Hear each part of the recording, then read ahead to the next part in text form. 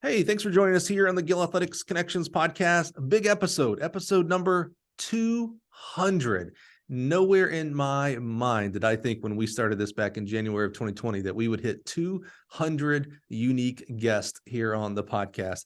I'm super excited, and the only reason that happens is because you're here to listen. If no one listens, this podcast doesn't happen. That's kind of how it works. If the tree falls, does it make a noise if no one's around? Well, does the podcast go if no one's listening? It doesn't actually. So I'm so happy, so glad that you're here, and really, really pumped for today's guest. We went out and got a special one here for many, many reasons for episode 200. So help me welcome from Eastern Carolina University. Help me welcome the wise, the wonderful, Mr. Udon Cheek. Udon, how are you, sir? I'm doing well, and I do have to tell you that it's East Carolina University. When I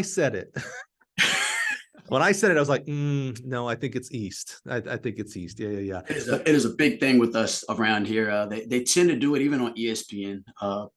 People say Eastern, but it's East Carolina University. Did it used to be Eastern and they shortened it, or has it always been East and we've all been making the same mistake? Yeah, it's always been East. As a guy who went to school at Troy State University, that it's now Troy University, I respect that, because every football broadcast, they still say Troy State. I do too, because my diploma says Troy State, but I need to get that right. We'll see if I got it right when this gets published. When you're listening right now, did I spell it right up in the title? Did I spell it in the description right? We'll see if I got East Carolina. Thank you for that correction. Okay. Here's the fun part. You're, I think, the second Pirate to be on the show. And the first was? Michelle Clayton, the assistant coach at Troy University. Actually, that was an inadvertent loop back together. Yeah, Michelle and her husband Mark Davis were on the podcast back in the day. Yeah, love them. My wife was on the team with Michelle.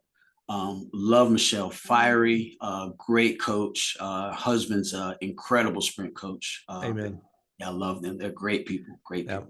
Big supporter of Troy being my alma mater, and so happy that those two people lead that university. I mean, I held it to a very high esteem, and she is a huge Pirate fan. Oh my goodness. Her Twitter feed, sometimes I wonder, I'm like, who are you coaching for? Like, because during football season, she's always retweeting and talking about the ECU Pirates and stuff. I'm like, man, she's a very proud alum. That's for sure. Yeah, she's in the Hall of Fame here. Rightfully so. That's awesome. Wow. Oh, that's cool. Well, let's talk more about you. Michelle's had her time on the show. Let's get back to you here. So talk to us, at some point in your life, coaching, it had to switch in your brain. Assuming that you were an athlete, it went from something that was done to you. Hey, you done run this, lift this, throw this, etc., to a flip of the switch where it had to be like, oh, wait a minute. Like I could be this, like this could be a career. Like I could actually get paid to be a coach.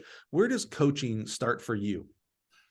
So after finishing running, I ran here at East Carolina University. I was an intermediate hurdler and 11 on the 4x4, primarily as an alternate. Coach Carson, Bill Carson, he's the head coach here was the head coach here for the men's program. I worked like a dog to satisfy that man. I was just a 51-second walk on. I know he brought me on just for my GPA. I'm certain of that, because 51 is typically not the starting point for a collegiate quarter miler. But I guess he saw something in me. He gave me an opportunity to walk on, and for years, I went from 51 to 47 low in the open and 46 high on relay. Wow. And, pretty good improvement there, but no matter what I did, I couldn't satisfy that guy. So segue, after my 4 years were up, I was volunteer coaching for Shoe Justice. Charlie Justice was the head coach of the women's program. But what happened was I just needed some money. So I was driving the van. That's literally all I was doing. He knew I needed a little money. So he would take Coach Justice Chu would take me on trips with him. And I didn't know he was grooming me, but he would ask me questions while I was driving. We had really interesting conversations about training theory and what would you do in this scenario? What would you do in that scenario? And I just started rattling off what I would do. And then out of the blue, he goes, hey, the sprints better than me. Why don't you, coach the women's sprints and hurdles and relays? So, I started to do it, and it was really just to buy time because I hadn't graduated yet.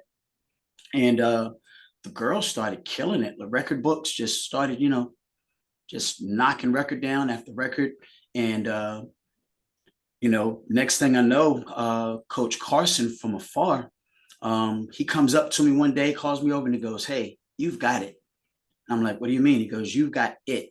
Like, this is what you should be doing." And I worked so hard to please that man my whole life as an athlete, as a collegiate athlete, to get that that confidence from him. All of a sudden, it's like, because I wanted that from him. And the whole time I didn't realize it. It wasn't that I wasn't pleasing him, but as an athlete, he knew if he kept telling me I wasn't good enough, that's what would push my buttons.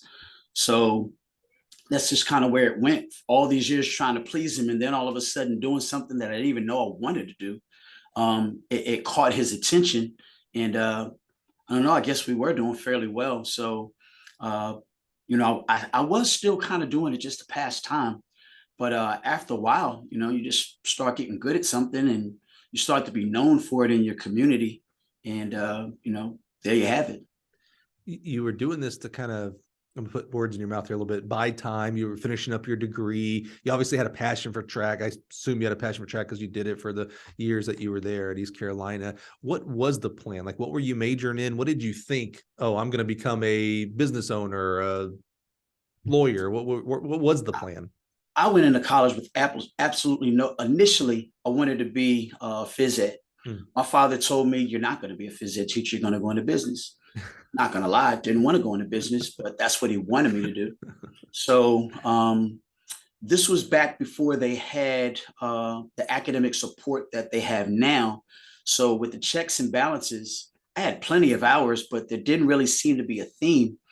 Back then, as long as you had enough hours, they kind of, if they had to just categorize it as general studies, before you know it, I had 1,000,000 hours, but nothing that was, going to get me, on a direct path to post collegiate success Right. in the business world. But the plan was toward the end. This is going to sound weird, but I guess we'll segue into this later. But I found out I was really good at rapping, just really good at it. I started doing talent shows up and down the East Coast, and I was working at plants. I was going to school part-time. I was coaching for fun, but I was literally trying to put together a demo package because, I had delusions of grandeur that I was going to get into the music industry because we were fairly popular on campus. So, that's a terrible plan. I should have had something to fall back on, but I really, my wheels were spinning for 4 years trying to get into the music industry. Yeah, I'm not sure it's a terrible plan, because if it was a terrible plan, that means we wouldn't have people, some of the people I listen to for music, like they wouldn't have done it. Like their parents would have told them, no, you're not going to become Dr. Dre. You're not going to become Madonna, whoever you might listen. Those are all old names. I just realized every young person listening right now is like, good golly, do you know anybody new? Name your favorite artist. If their parents told them that's a terrible idea, go into business, we wouldn't have those people to listen to. So not a terrible idea. I do want to go, and we will segue here into music and rap and the impact it's had in your life. But before we get there, I'm interested. You mentioned Bill Carson. I mean, what a legend in our sport, has done amazing things coaching. You mentioned that you could never please him. That I don't know that you necessarily said that he was always tough on you, but he sounded like he was always on you. Never. Again, I don't want to put words in your mouth here, but never good enough, always on you. Was he like that specifically to you, or was that his style with everyone? I'm just interested in his, like, did he see that you needed this, or was that just his style in general? He needled us. He kind of knew kind of how to, he knew what the chip on your shoulder. Everyone had a certain chip on their shoulder, and he knew how to touch it. For me, it wasn't so much that I couldn't satisfy him. It was just no matter how good I did, it was just kind of like, oh, that's what you're supposed to do. Or, I'd say, hey, how was that? No, it was all right. He said 3 things to me most of my life: too fast, too slow, or right there. Just literally everything was just this pace. And I either got out too fast, I got out too slow, I got, but his coaching instruction was never biomechanics. It was never posture. It was never sync. You know, the things that we are, you know, now with technology, you can see everything, you know, where your hands are finishing towards your pocket in relation to your foot strike and what part of your foot you're landing on and how long is your ground contact time. It was just too slow, too fast right there. And, you know, you'd ask what your time was, right where I wanted to be, right where I wanted to be. So he never really gave me much feedback. So I was always trying to get more because he didn't give me much. And I thought it was because I was a walk-on. By the way, I wasn't a walk-on for long. I got pretty good and ended up getting 50% the first time, 75% the second time. I was never a full scholarship athlete, but I was good enough to get invested in, but never more than too slow, too fast, right there. Yeah, you kind of tripped me out when you first said you were a walk-on at 51.5 because you mentioned you were a hurdler. And I was like, whoa, you walked on it as a 50, like you were minimizing what a 51-second 400 hurdler is. No, And then you were like 400. I was like, oh, yeah, okay, that makes sense. Right. I was really kind of like, you know, like, holy crap, dude. That's amazing. I'll tell you now, the intermediate hurdles, I could have been incredible at it. He would never even let me practice it. Huh. I never practiced the event. He threw me in it and I ran it. I ran like 51, 90, Yeah. 96, something like that. And but I never practiced the event. When I say never, I mean never. Like the practice was in the warm-up, taking block starts to the I fell down so many times.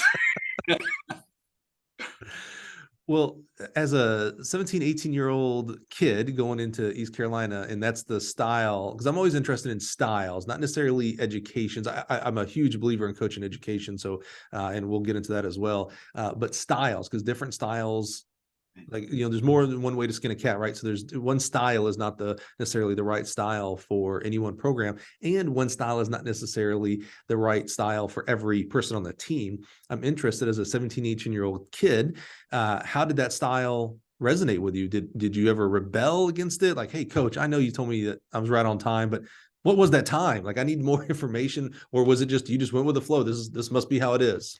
I grew up yes, sir, no, sir, yes, ma'am, no, ma'am. I grew up where if you said too much, the answer was going to be a backhand. You know, I really, really old school. So not that I got a lot of backhands for talking back, but you see enough of them, you know, what to and how to say things. So you could tell me to jump off of a cliff and I would jump off the cliff. Like I am probably far more Indian than I am chief. I do not buck up against you know, authority whatsoever. So and I was getting better. So there was absolutely no reason for me to question him. You know, to go from 51 to 46 high, 47 low. And no telling what I could have run in it because I hardly ever ran the event. I trained like a quarter miler, but I ran the intermediate hurdles because there were four other gentlemen in front of me, Brian Irvin, Corey Brooks, Fred Owens, and William Davis Jr. They were on the eighth 4x4. I was the alternate just in case one of them wasn't feeling as good. I take their place, run a 47, 46 high, keep it moving. And then they pulled me off just in time to go to nationals. What were y'all running the 4x4 back then? Wow, it's on my wall right here. 304. Oh yeah, that's pretty salty, man. Yeah, pretty solid. Yeah. So you end up kind of starting to help the women's team, and all along they're kind of I don't know, it sounds almost like they're doing a long form interview with you. Like, hey, so what would you do here? Why would you do this? And you find yourself like actually being the coach at some point. Yeah, so it wasn't that many trips that I took with Chu. Probably 2 trips before he kind of invited me or you know, asked me would I be willing to you know, coach the women. But on those 2 trips, pretty lengthy trips. One was to Florida, I believe. I can't remember where the other one was, but on the way back from the Florida trip, that's a long trip. Yeah. So he asked me, you know, would I be willing to do so? And, you know, I was still in school again. I had a lot of hours, but none of them necessarily went anywhere. So I started trying to get into business education, trying to finish up, ended up getting an information processing degree, which is the same thing without the teacher certificate. But while I was nickel and diming, you know, going to studios, working at plants, and coaching, those 2 to 2.5 hours a day, just really enjoyed engaging with the students and, the student athletes, and the girls just got better and better and better. I thought that I was kind of headed in that direction, but because I didn't have my degree, you can't be a volunteer assistant without your degree. And I took a semester off because I had an opportunity to travel and do more with music. And when I stepped away from being in school for that semester, I was removed from that volunteer opportunity. So there was a lull there for a second where I spent more time. I spent the bulk of my time trying to get into the music industry. Mm. Well, let's pause there and let's talk about that, because I know music and rapping, maybe specifically, has had a big impact in your life. Talk to us about that. I love to learn off the track of, there's a reason why we call this connections and not coach, right? We don't necessarily focus on coach Cheek. We want to know about Udon. So tell us about music and where did that get started, and how you obviously, I mean, anytime you can get on stage to do it, that's a big deal, whether you're become a huge multi-platinum or not. That's success. Someone has come to see you perform. How did all that come about? Well, when you're a college student, there's always opportunities for fellowship, and they've got talent shows, and they've got fashion shows, poetry readings and the like. I'm one of 4 children, 3 sisters. So I had a lot of time to myself, where I found out that I like to write. No one knew it, but I had a notebook and I was writing poems, and I didn't really realize that I was rapping, but I guess because that's around the time of Yo MTV Raps and BET Rap City, and then you've got on the AM channels where they play like the latest songs that are coming out in New York City, and back in the old days with the tape deck, and you're trying to record new songs that no one's heard. So you're getting inspired by that. And then in your room, you got your brush and you're rapping in your mirror and you're mocking what you hear, and UTFO and Big Daddy Kane and just, the things that you're hearing, Kumo D, LL Cool J. But I guess you're expressing yourself. I've got 3 sisters. I'm by myself, no brothers. They're my brothers. The songs that I hear, they're kind of who I identify with. They're saying things that kind of touch me because they're saying things that you've never heard. So it's like a fantasy, but at the same time, it's your reality because, you're by yourself, you're stretching your imagination, you're fooling around. I didn't know that I was kind of gravitating toward the art form. But the funny thing was I went to college, and one day we were in the cafeteria. I worked in the cafeteria to make ends meet. Being a walk-on, had to make ends meet. So I'm sorting silverware, and these 2 guys are at the end of the conveyor belt, dumping the trays. They started freestyling, and I'd never heard anybody freestyle before. So while they're rapping, and we're all beating on the table, making beats, and I'm having a ball. And all of a sudden, one of them kind of makes an introduction to me with this freestyle. And I think jokingly so, not knowing that I could rap. To tell the truth, I didn't know I could rap. But they kind of gave me an intro, and I start freestyling, not missing a beat.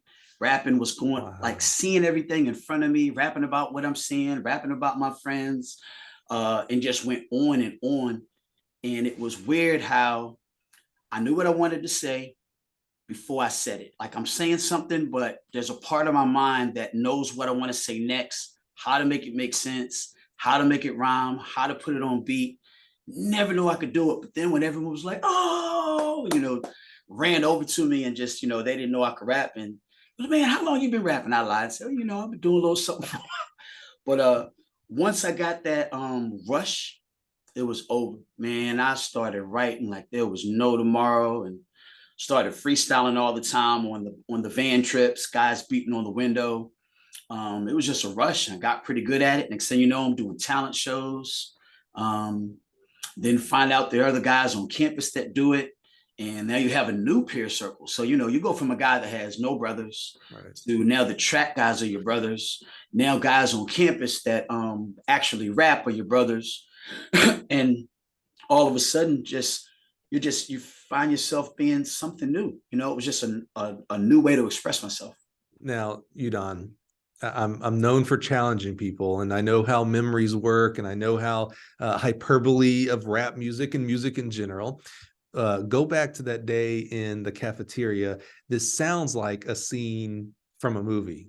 Mhm. Did this really happen this way? I mean, the way it's supposed to happen is, they jokingly, throw it over to you, and you are supposed to just bomb, and they're supposed to laugh at you, and you're supposed to go back and then start writing and get better. And it's the old 8 Mile, the rap battle scene when he gets booed off because he chokes and all that kind of stuff, right? Best But scene. yeah, I agree. The last 15 minutes of that movie is, anytime I get a new TV or a new sound system, that's what I do to check my audio, is play the last the last season, the last series of battles there, because it's awesome. Anyway, didn't know 8 Mile. I probably should have assumed 8 Mile was going to come into this conversation at some point, but did it really happen that way? They threw it over to you and you just killed it. I mean, that's amazing. Yeah, because I was very passive. I didn't know who I was. To go from No Brothers to 22. And when I graduated high school, I was 5'10", 135 pounds, soaking wet, tiny. Should have been a mid-distance runner, but I was very soft-spoken if I didn't know what I wanted to say. Like, I didn't know what to say in that group. So I hadn't really found myself. I more responded. I never initiated, but I became a brand new person once I was kind of heralded for being able to rap, but that's exactly how it happened. They literally were, and I think because they could say anything around me and I didn't talk that much, I think they didn't know that I had a lot going on in my head. Like, I probably always had things going on in my head, but I never had an opportunity to express it.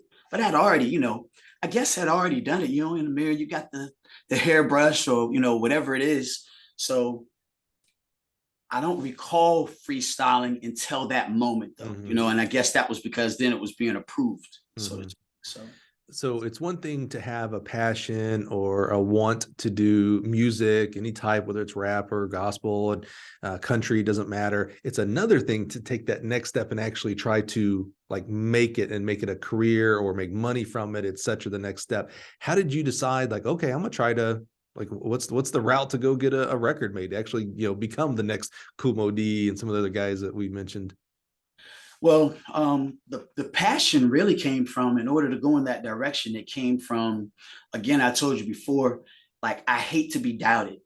And the two members on the track team that I rap with, Corey Brooks and Mike Stansel, Mike only ran for this long and quit, but they rapped as well, but they rapped what was popular at the time, like a lot of street stuff, because they came from different environments than me, but they were always saying I was soft, because I was more like Biz Markie, Dana Dane, Slick Rick. I rapped, but my stuff was always funny. It was more common sense, in front of your face, so stuff that the average person could identify with. It wasn't fantasy, so to speak. But what I would call fantasy, they would call reality from where they were from. So because they were always saying that, that I was the weak link, I put this mirror up in my room, and I would freestyle forever, and I would never wipe the spit off. It was, oh man, the mirror looked nasty. just you could barely tell that, you couldn't tell who it was. That's how much spit was on the mirror. They were like, "Oh, wipe that off." And I said, "No, that's my hard work." But what happened was, trying to please them, to fit into that group, I got better at rapping about what I don't even know about, other than, from music. But I got better at rapping about street stuff and, battle rapping. You know what I'm saying.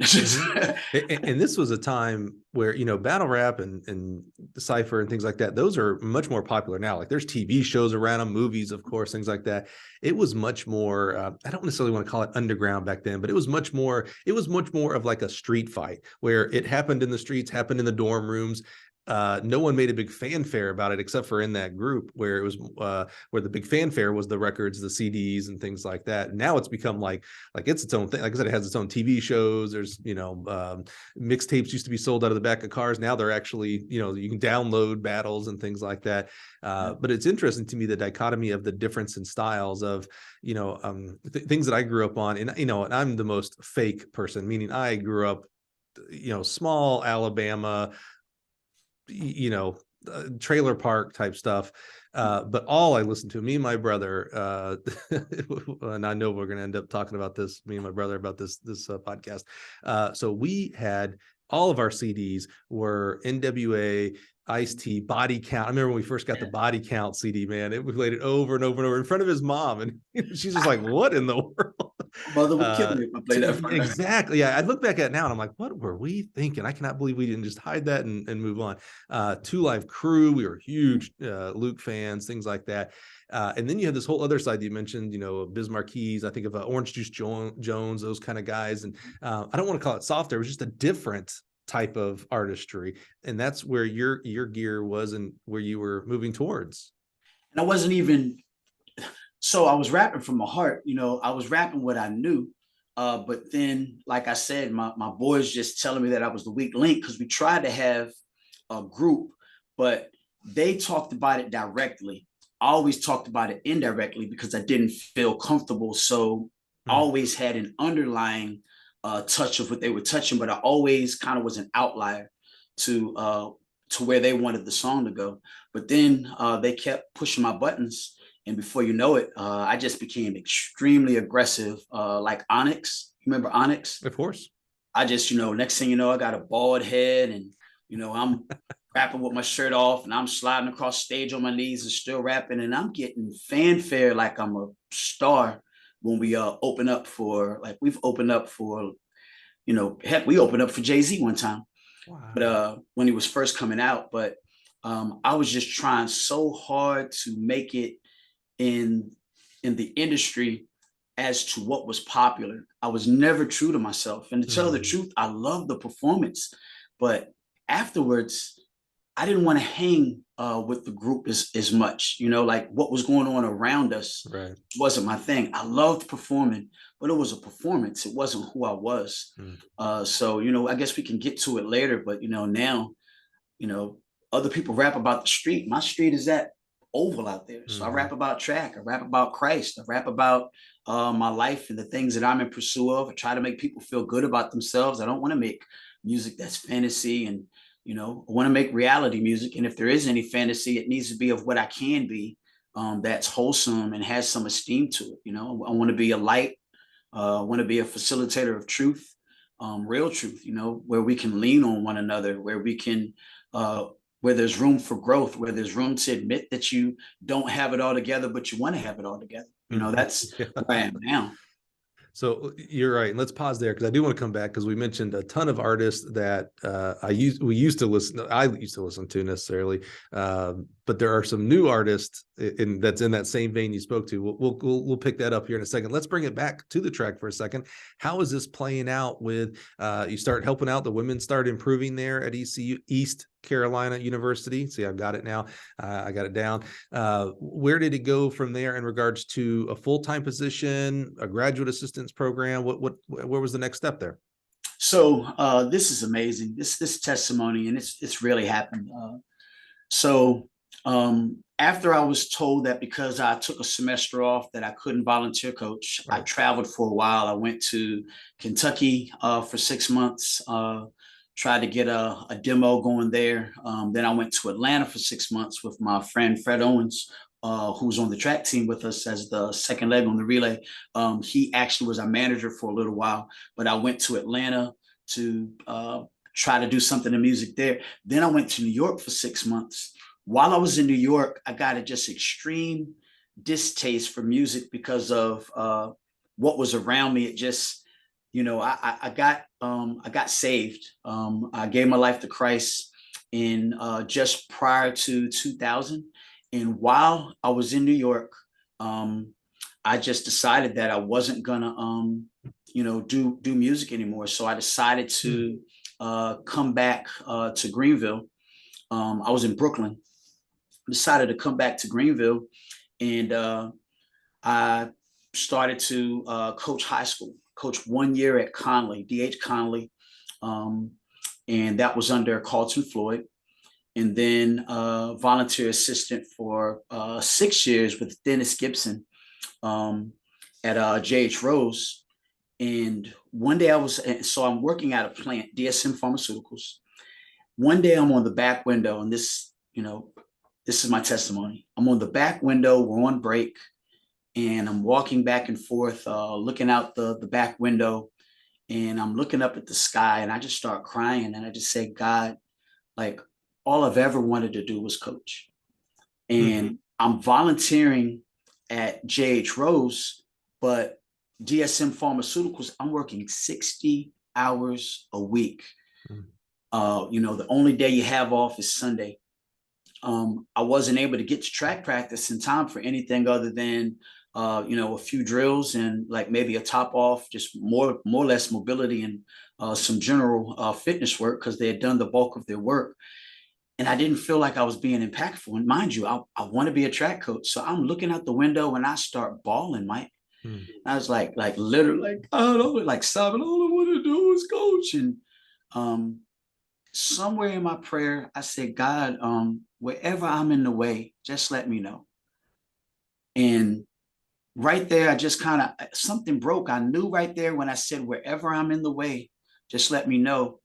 Close out the prayer. I thanked him for the time with him. I went home, and do you know that day when I went home, my phone rang, and it was ECU asking me that I want to be assistant over the sprint, hurdles, and relays. So I literally asked God, I said, all I want to do is, be a coach. I'm just asking you, can I get off an hour early?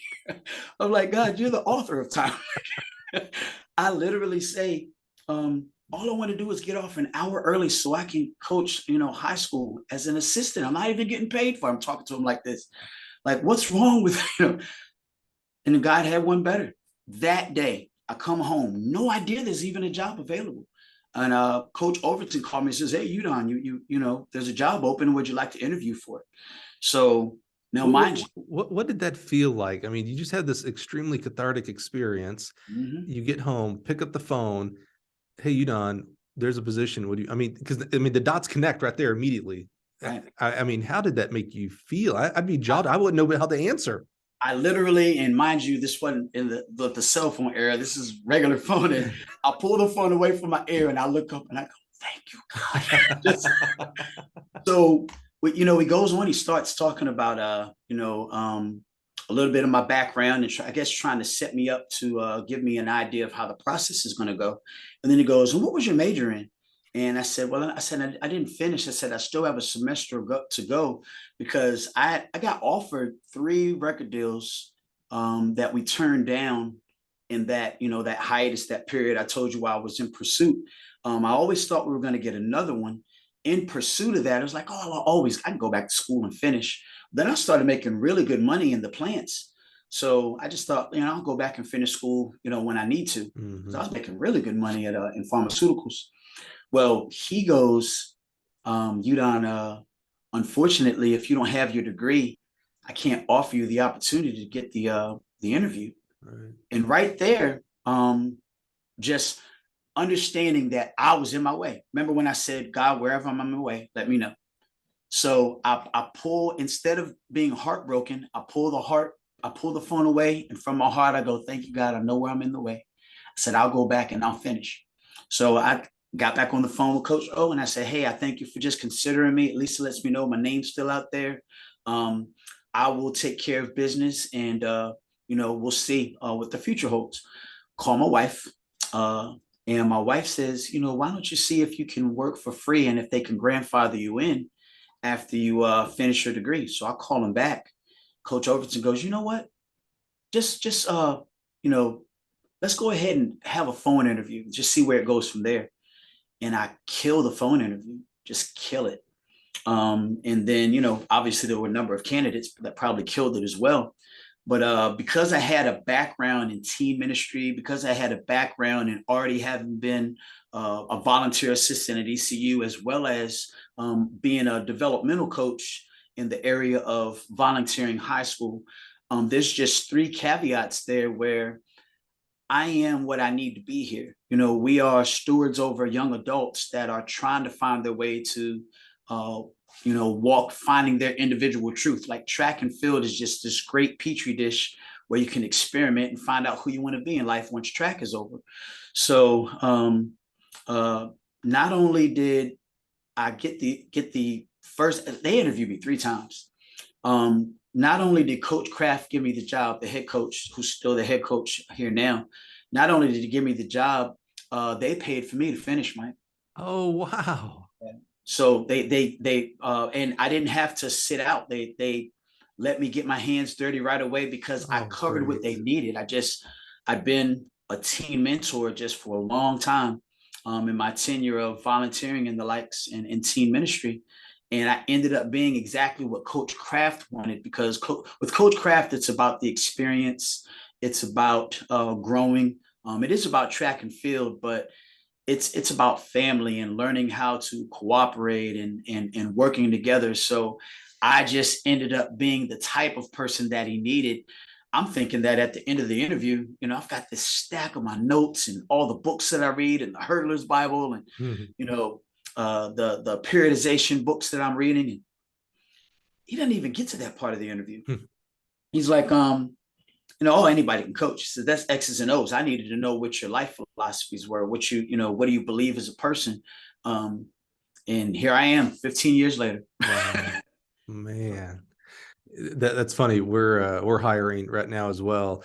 And we talk about the same things. We talk about culture and fit before we talk about like skill set. Like we can teach what we need to do here, but I can't teach you to be able to fit in and have our same kind of morals and values that we have here. And it sounds like what Coach Kraft was like. It's like, yeah, the X's and O's, man. We can teach that and you can learn that, but culturally that's got to be on point first and foremost. And culturally, it started from, I got my coaching style from my father. So everybody calls my dad Cheek.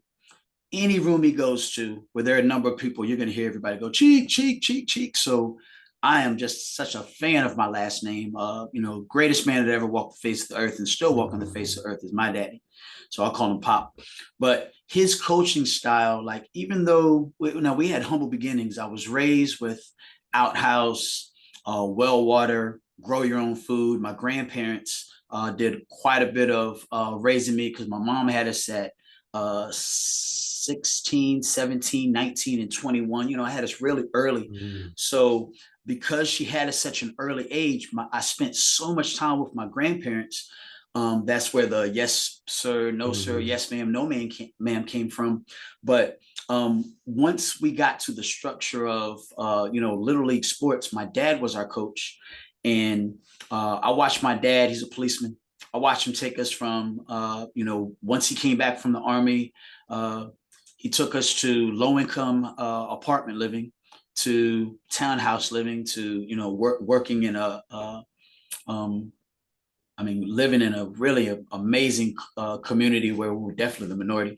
But my dad, because I was the minority, he wanted to make sure that he was, part of the coaching staff.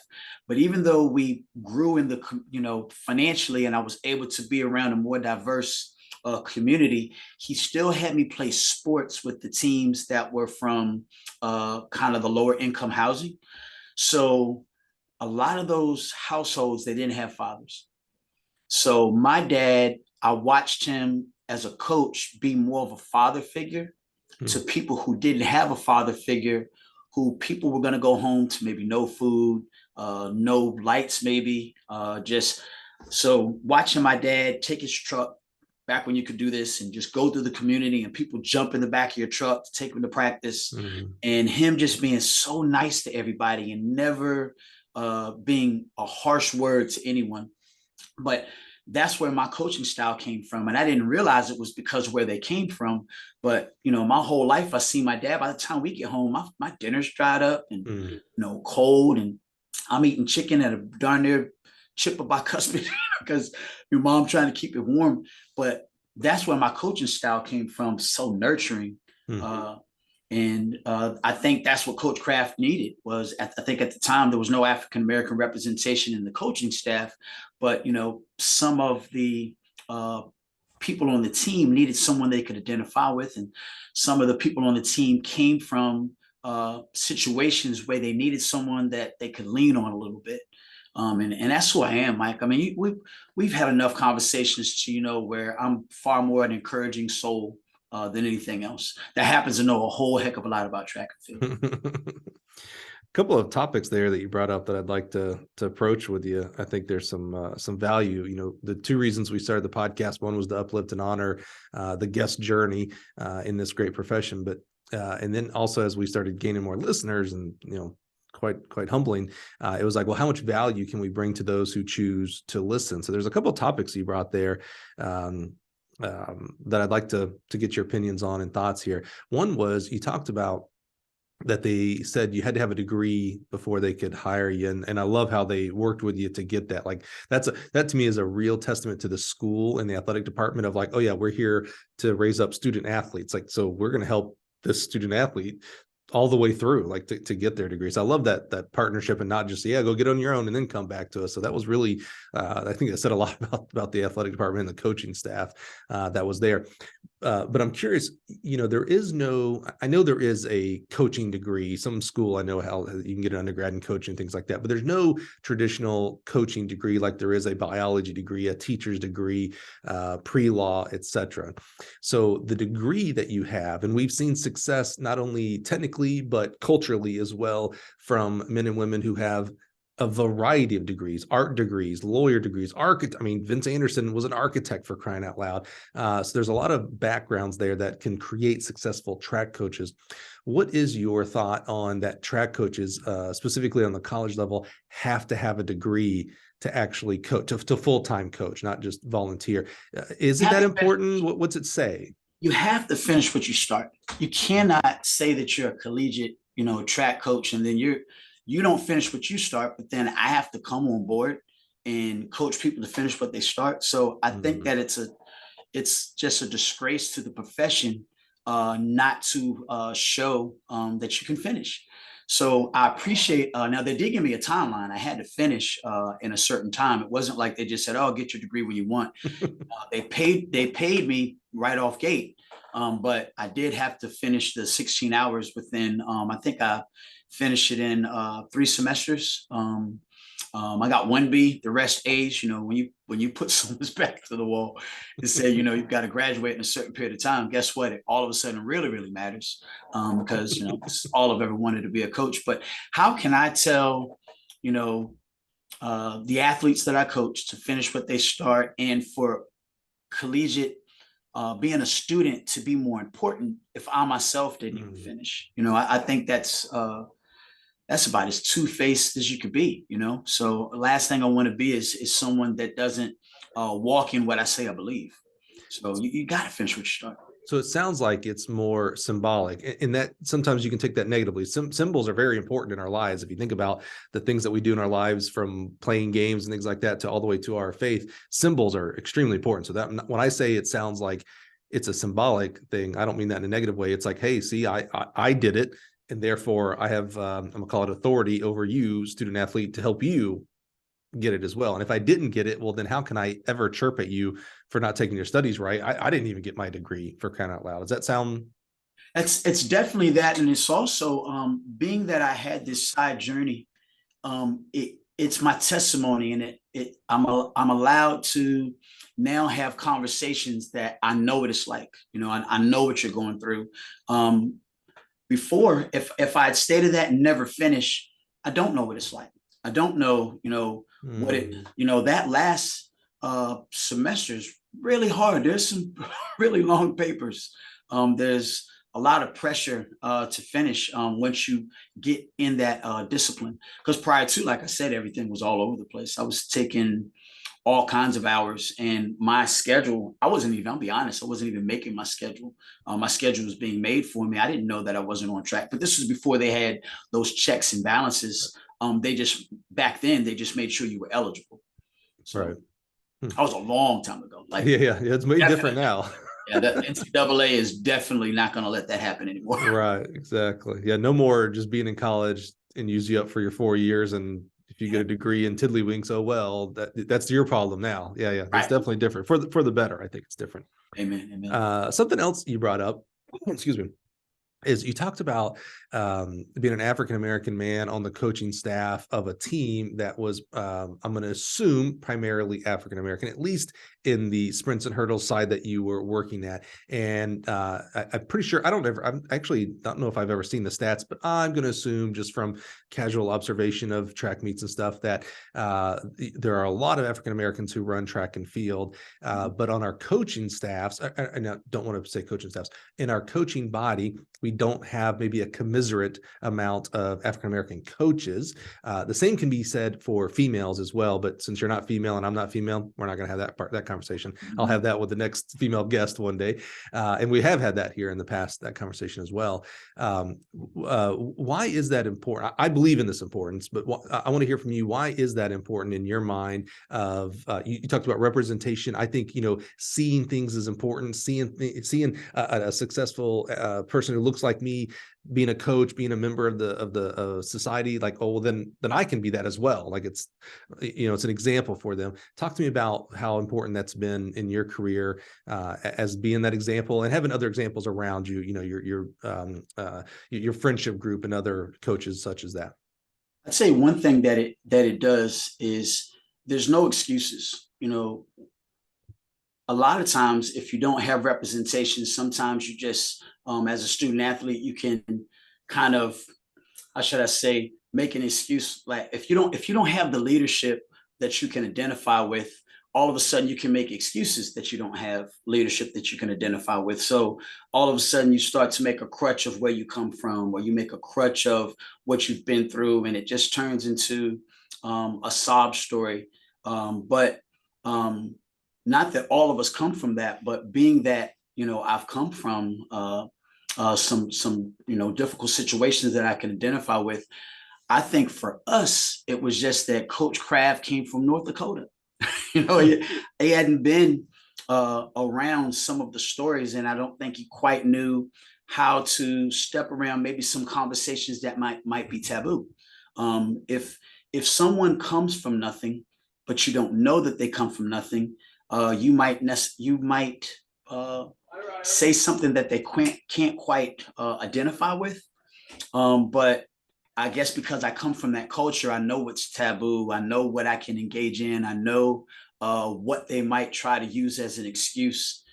So I think with me, I was just able to fit a role that he couldn't, because there was a little bit of, I guess, kickback, I guess the word, of resistance. I think there were athletes that just kind of resisted some areas where he was naive in, if that makes sense. Yeah, absolutely. And vice versa. I mean, I think, it's maybe not necessarily always feasible to have every representation, but I think when you are working towards that and have an understanding and grace for each other as well. But I think, again, I really do think the topic of the representation is what's important. And when I look at convention, I look around and I go, man, there are a lot of people being coached by these people that don't look like these people. Right. And it just makes me wonder how do we get more African-American men and women to coach? How do we get more women to coach? Because I think we'll be better off for it as a coaching body for that. Well, I believe that within the community, the way that within my circle, we always edify each other. I have an incredible circle with the 3 gentlemen that I speak to all the time, actually 4, but 3 of them African-American. But Paul Zaleski, the non-African-American, is my best friend in the world. He's the jumps coach at Virginia Tech. But he and I have the hard conversations where we identify from both ends of the spectrum. But then those that walk what I walk, Kenny Anderson from Central Missouri, Milton Williams and Rohan Grant are high school and club coaches up in PA. But within the community of African-American coaches, we just have to make sure that we're edifying each other and building each other up and preparing each other for the next step. and not like mine, and me, my four, and no more. But if we can just continue to, I talked to Sammy Dabbs. I've got the fortune of, I can call Coach Fry right now and he would pick up like immediately. Coach George Williams. We just have to make sure that there's a line of communication where within that community, and it is there, where we're building one another up and sharing ideas and just sharpening our swords. In doing so, it is growing. It might not be growing as fast as some people want, but Chucky's out there killing it at San Jose State. That's my dog. Like he's a beast, and he's not making any excuses. He's getting the job done. So we just have to. We've got to do our homework. We can't. We don't want a handout. We don't mind a hand up, but at the same time, we have to help each other too. We can't just wait for a community that doesn't know us as well to help us. That community is already functioning, so we need to build up within. You mentioned really some amazing people right there, and I have to give a special shout outs to a few of them. Kenny Anderson. This is all self-effacing, it's all for me to make these shout outs here. Kenny Anderson, because he was a Gill podcast alum. He's amazing. I love him. You mentioned Charles Ryan. He's been on the podcast. Love him. And then one of my personal top 10 episodes ever is Mr. George Williams, for many, many reasons. First of all, he's just a freaking legend. So that alone made it awesome. But he is, at least for the track world, the originator, at least credited as the originator of, if you're not in the huddle, you don't know the play. Sure. And, it's one thing, he brings that up because of coaching and judgment of others, athletes and things like that. But it's funny, literally just this weekend, I was using that line from George to my children about judgment. They were talking about a kid in their class, and I was like, hey, let me tell you what a young man named George Williams tells me. And we talked about it, and they were like, well, what's that mean? And I was like, you don't know what's going on in this person's life. You don't know what's happening at home, mom, dad, brother, sister, etc., personal life. I was like, so you can't judge them. Just like when you get upset, if someone were from the outside don't know why you're upset and they just cast judgment on you. Yeah.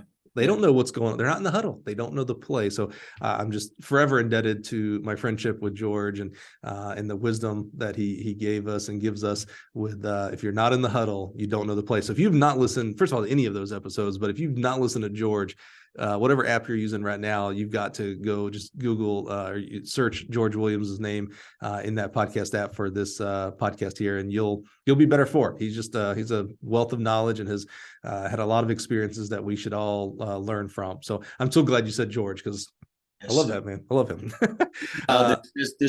there's two more. Yeah, absolutely. Quite a bit, not as often as of late, but Jeff McCauley has been essential in my growth, and James Daniels, who's now coaching, his own club, but he's been at A&T, he's been at Hampton, he's been at South Carolina.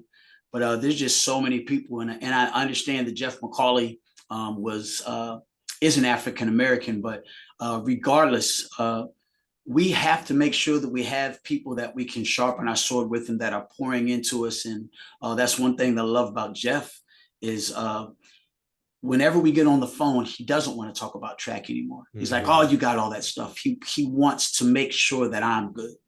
And if I may, that's what your show does. Track and field coaches are very underappreciated for what we do, the long hours. Watching from afar sometimes and just real quick looking at a tweet of yours, maybe not necessarily liking it, but seeing on the timeline just those reminders, that I love track and field coaches. Just sometimes that's just enough to get through a day. You're vegging out in between, sessions, and you're thumbing through and you're looking at something just to take your mind off of it. And bam, there you are paying homage to people that have very challenging lives and are underappreciated. And, it's just such a competitive environment, and people are always pulling on us. You give us a more than just a shot glass of refreshment, and I appreciate you for that. Yeah. Well, you deserve it. I did the job for 10 years. I coached for 10 years, and hit a lot of the goals that I wanted to get to. Mainly wanted to coach in the SEC, and I did it. And I'm so glad that I did it. And I wish that I didn't have to have gone through that experience to have where I am today. Meaning I wish I could just have empathy for track coaches, regardless if I coached or not. But it's a lot of because I went through the experiences that I'm, now that I'm, older and wiser and I'm off the track, so to speak, I'm not coaching. Like I look back and I'm just like, oh man, like these guys and gals that are doing this, you're doing it for little to no money. We sometimes, I don't want to say we shoot ourselves in our own foot, but I push back on conversations when people talk about, well, you shouldn't do it for the money, don't do it for the money. And we make this evil of money. And it's like, no. First of all, you're giving value to young people that is immeasurable. And you have families to support and hobbies and passions and charities and all these other things that you want to do. You should be making not just a livable wage, but you should be making a wage. I don't necessarily get into the comparison of, oh, well, look how many kids we coach compared to a basketball coach and and all those kind of things. So there's economics involved in it. But at the end of the day, my passion for coaches is because of the people that choose to be coaches. It's the people that do it. It's not the title of coach and the activity of coaching. It's the people and the love and power and empathy that they give to their young people, whether it's 14 to 18-year-olds or 18 to 22-year-olds or even the pro coaches. I mean, they are pouring into others to make them just a little bit better as far as speed or jumping or throwing, but a lot better as people in society, because 99.9% of every kid you coach, they ain't going on to do track. They're going on to be store owners. They're going on to be lawyers. They're going on to be teachers. Most importantly, they're going on to be moms and dads. Right. That is the most important thing that the person who chooses to be a track coach does in this society. That's what makes society better, is what you pour into these young people. That was a great, you got me on a good segue on that one, man. Let's get back to you, Udon. Dang it. That was tricky. That was tricky. The other thing that you brought up there that I'd like to explore a little bit, you talked about when we were talking about culture. You said you got your culture from your dad, from Pops. Did you realize as you were growing up, like I see this, this you painted like a really good picture there. Shocker, Mr. Writer, music person, you painted a good picture with words of dad, helping the kid who says he doesn't have dinner tonight. Yeah, okay, here's $5. Go. Did you realize as you were growing up and observing that, probably participating in it in some form or fashion, because you were the son, so you're with dad. Did you realize the impact that was making on you? Did you kind of feel it coming into your soul, or was it more of like, it's just what dad does, I do my thing over here? No, I wanted to be my dad. I didn't want to be a policeman, but my dad was so appreciated.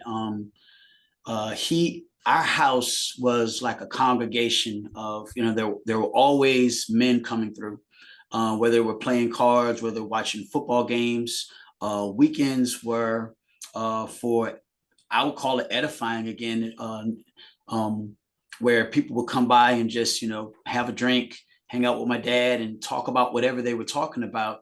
But seeing how much, he didn't let me, be in the room because, they were doing grown folk things. I guess they were smoking and drinking.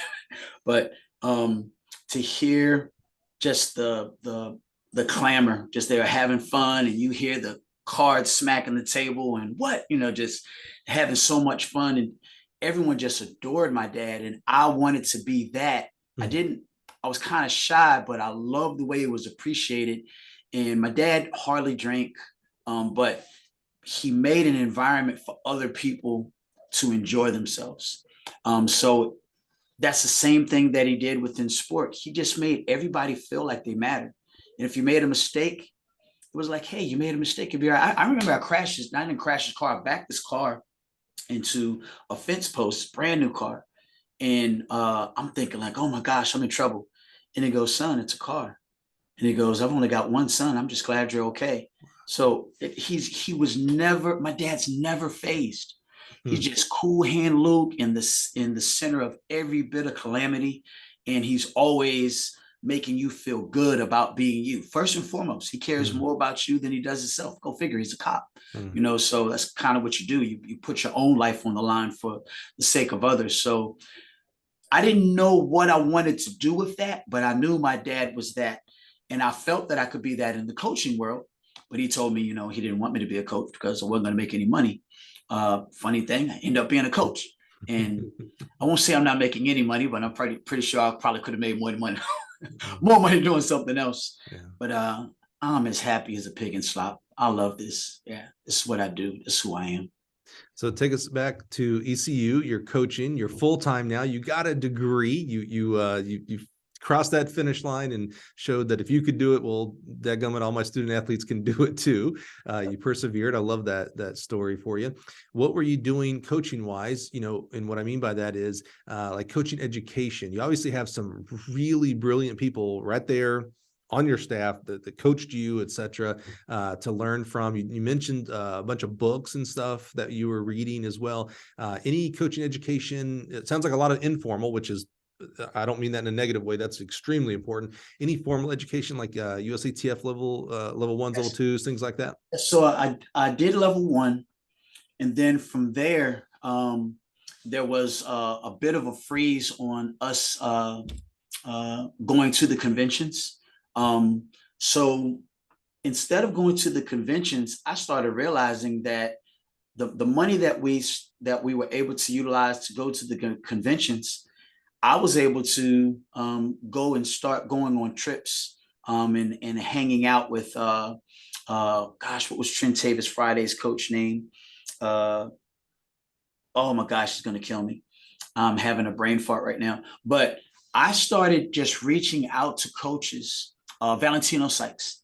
But I started doing more of doing one-on-ones, and instead of going to conventions and seminars as much. When you go to the conventions, you sit down at the seminars and you listen to Ernie Clark and you listen to Adrian, you listen to, Althea, and there's so many great minds that you get to hear what they have to say in that platform. But one-on-ones, calling Sammy Dabbs and getting on the phone and Kareem at South Carolina. There's just so many coaches. If you reach out to them, you'd be surprised at what they're willing to share. So there are things that you can quantify by a certification, but the hours of time that I spent on the phone with Jeff McCauley and James Daniels and Ernie Clark and Mark Mangiacotti and Kevin Tolbert and Curtis Taylor, like they don't mind you calling them. They don't. Carol, we're at the convention one time and we're on the treadmill and she goes, Chief, I like how you do it over there. Your girls are tough. And then, she starts, this is back, I think it was 2013. We had Aisha Goggins, she's like 51.4. We had Tania Minkins and Tyshonda Hawkins. They were like 23.2. We had a 334 indoor 4x4 at the time. And we were doing pretty good in our conference and, having fun, just talking to Carol on the treadmill. And she goes, I tell you what, if you want to come to UCF, she's at UCF at the time. And she goes, you better be ready to bound into some sprints and sprint into some bounds, because that's what we're doing. So we're going to jump off of stuff. We're going to jump on stuff. We're going to throw stuff.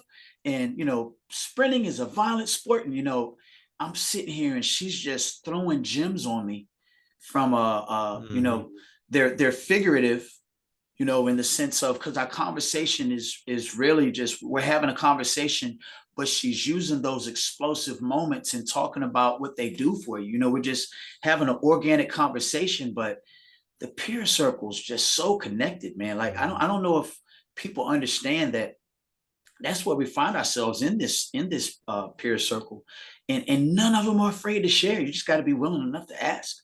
Yeah, I'm amazed. And, I experienced that during my career. And I've told the story many times about my conversations with Boo Schexnayder and, and he would talk to me. I mean, it was just like, I was nobody. And I was like, and he would have like every question I would ask, he would have a response for. Never dissed and dismissed me at all. And so, and I've noticed there, I love your unbridled enthusiasm that, no one has a problem with it. Well, that's not true. Because there are people who have, air quotes here, secrets. And, I love when those people are like that too, because it makes me know not to listen to them coaching wise, like X's and O's wise. It's like, oh, you think they're secrets. Cool. This is a pretty open profession of coaching as far as like what we do to the body to help it run fast, jump far. We can get those, again, secrets from someone else. Right. Well, I would say that Okay, I know that I'm a gentleman in the sport. Whenever I go to a track meet, I make sure I make my rounds and I shake hands and I look in eyes and I ask, how's the family doing of those whose families I know. But I think because I've presented myself as a brother in the profession, um, I've met very little resistance. If I Mm. have any problem, David Oliver, we were just at Virginia Tech, and he has no problem opening up the floodgates of conversation and exchange and giving me real meaty conversation. There are people who, some people would say that they can't get anything out of them, and I have. And I'm not, that doesn't make me special, but I think it's because I've never approached them in a way of, I make myself a very little reputation in everything that I do. And it's not that I don't know what I'm doing. I really know what I'm doing, Mike. But I love seeing how other people do it. And because I'm so curious, and at the same time, I approach like Lennox. When I run into Lennox, we probably talk about Christ first, or we talk about our culture and what's happening in our lives first. And then somewhere along the lines, drop a nugget, he'll drop you a nugget or two. But I just think it's how you approach people. But if you just come immediately with your hand out, come on, like, what are we here for? If we're here to make people feel better about themselves, shouldn't we approach the people that make people feel better about themselves in the same way? Right. Like, shouldn't I approach Chuck's not going to give you, he's going to give you a Cliff Note version, but if you take your time and make sure he knows who you are within the body, he's going to give you something, but you better be ready to first talk about politics. You better be ready first, talk about everything other, but I just think it's how you approach people. Excellent points there. And I think a lot of coaches are free to share because they also realize that I can give you the recipe, but how you conduct that recipe is half the battle as well. So how you treat your athletes, how you motivate them, those kind of things are as important than the workout itself. It's the person that can do the motivation side of it and the recipe side of it together. Those are the Mike Holloways and Edric Floriels and Jerry Baltuses, that are out there. Carol Smith, she's one of those as well. That they've got both sides of it, and that's why on an annual basis, if they're not winning the stinking title, they're pushing for that title. Yeah, I'm certain that if you come through Carol's program, when you get interviewed, you're going to win the interview. I mean, you talk about focus and just, taking advantage of the moment. I've, never been coached by her, obviously, but every time I'm around her, she's just so intense. I could only imagine if I was one of her athletes, I dare you come against me. You know what I mean? I love, she's one of my favorites. There's a lot of people favorite for different reasons, but Tim Hall, just when we had Aisha, he came up to me and said, if you ever need help with her, you just give me a call. And I just say that, I'm not name dropping to say that I know these people. I'm saying I'm indebted to them because there's so many things that at a moment's notice, I could give them a call and they don't mind. If anyone feels like they're not getting a need met, be careful before you say that, because it might be how you're asking for the need to be met. Just approach people like a human being and you'd be surprised. Boo, like you said, Boo does not mind giving you the keys to the kingdom, because he wants the profession to be everything that it should be, everything that you paint the picture of it being. It is that and more.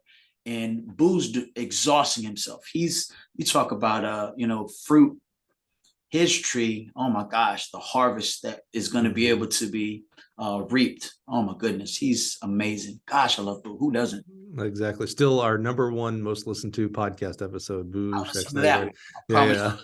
That's the one I tell people. I was like, look, before every season, you need to listen to that one because he really pours into and talks about the profession of coaching. Not only, his own background is quite amazing, but when he starts talking about what you're doing as you go into the profession of coaching track and field, I think is just spot on for all of our coaches out there to hear and remind themselves and how to conduct themselves, what to conduct themselves about, what's important as it relates to the profession. So that's my check mark. Go listen to Boosh Nader's podcast again, even if you listened to it before.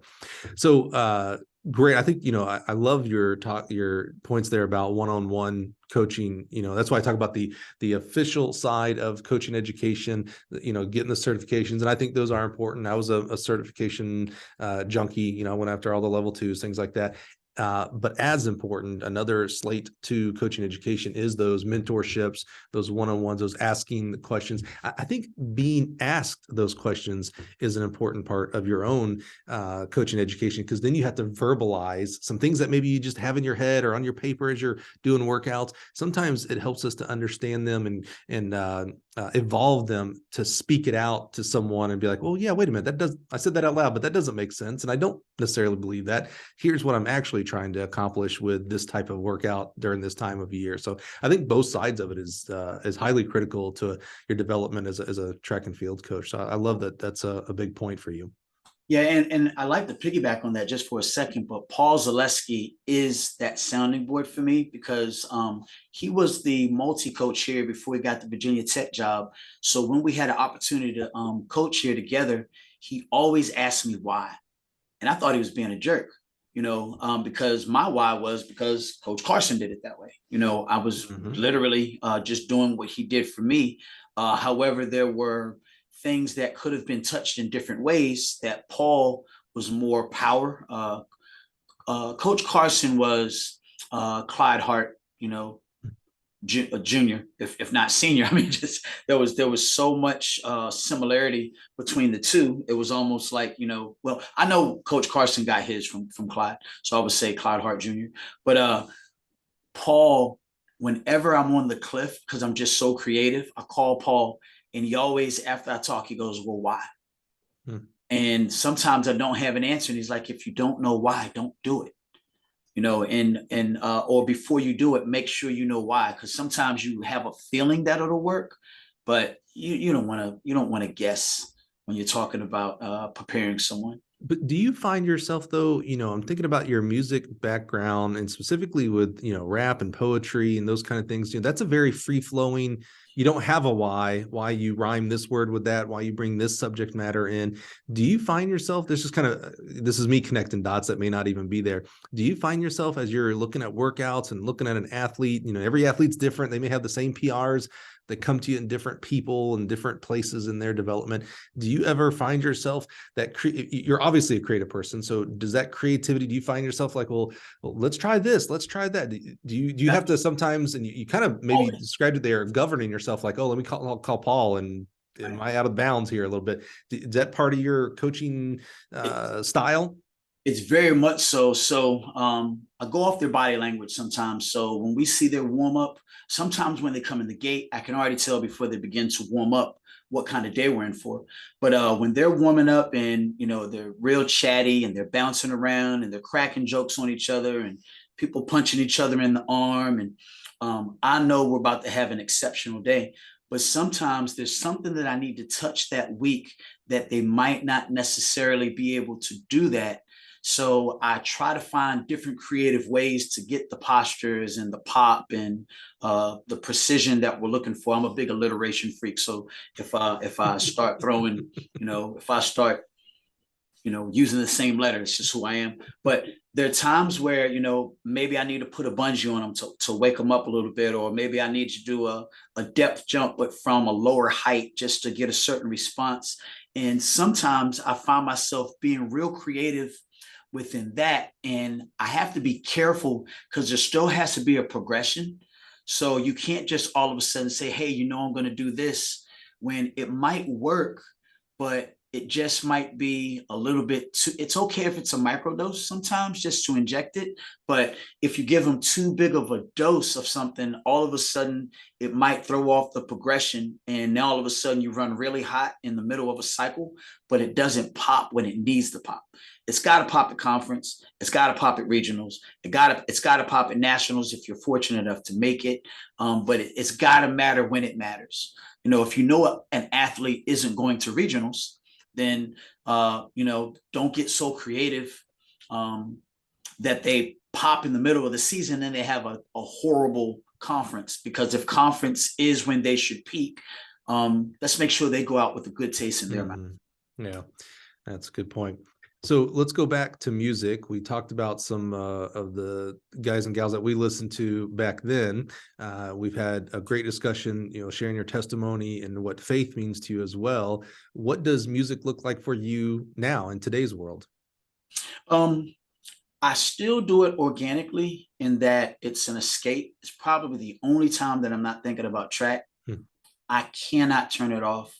I've always got, Royal Burris and Alicia Muzan and Makai Jarrett and Rosalind Hollingsworth, and pictures of them running in my head. Just those are the some of the athletes that are on the team right now, but I cannot turn that off.